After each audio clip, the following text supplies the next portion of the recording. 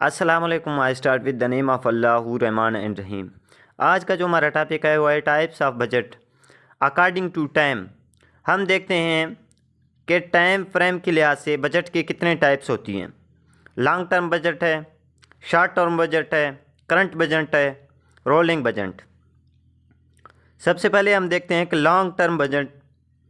Long term budget वो budget होता है जो लंबे अरसे के लिए बनाया जाता है।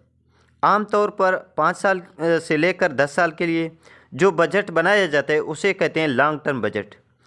ये लॉन्ग टर्म ऑब्जेक्टिव को अचीव करने के लिए ऐसा बजट बनाया जाता है। सेकंड पे है short term budget. Short term budget short period के लिए बनाया जाता है। आमतौर पर 1 से लेकर 5 साल तक जो बजट बनाया जाता है उसे कहते हैं शॉर्ट टर्म बजट। थर्ड पे है करंट बजट। करंट बजट बहुत थोड़े टाइम पीरियड के लिए बनाया जाता है। फॉर एग्जांपल 1 महीने के लिए या 1 क्वार्टर के लिए जो बजट बनाया जाता है उसे कहते हैं करंट बजट। फोर्थ पे है रोलिंग बजट। रोलिंग बजट को प्रोग्रेसिव बजट भी कहते हैं।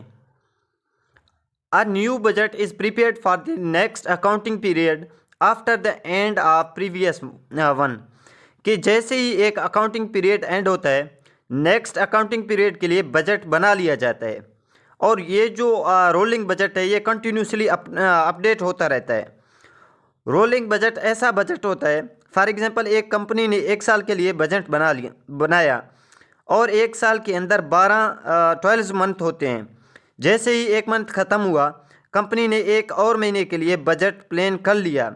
मतलब कि 1 महीने ख़त्म, पीछे रह गए 11 महीने, तो कंपनी ने 1 और महीने के लिए बजट तैयार कर लिया। इसमें क्या होता है कि जैसे ही एक क्वार्टर एंड हुआ या 1 मंथ एंड हुआ, वो कोई भी अकाउंटिंग पीरियड हो सकता है। वो जैसे ही एंड होता है तो नए अकाउंटिंग पीरियड के लिए फ़ौरन से बजट बना लिया जाता है। कि जैसे 1 साल का बजट था, फॉर एग्जांपल 1 क्वार्टर एंड हुआ। क्वार्टर का मतलब है कि आपके 3 मंथ एंड हुए तो पीछे रह गए 9 महीने। तो जैसे ही 1 क्वार्टर ख़त्म हुआ कंपनी ने फिर से 1 क्वार्टर की प्लानिंग कर ली, 1 क्वार्टर के लिए बजट बना लिया। तो कंपनी का जो बजट पूरा रहेगा वो 1 साल का ही रहेगा। इसे कहते हैं रोलिंग बजट या प्रोग्रेसिव बजट।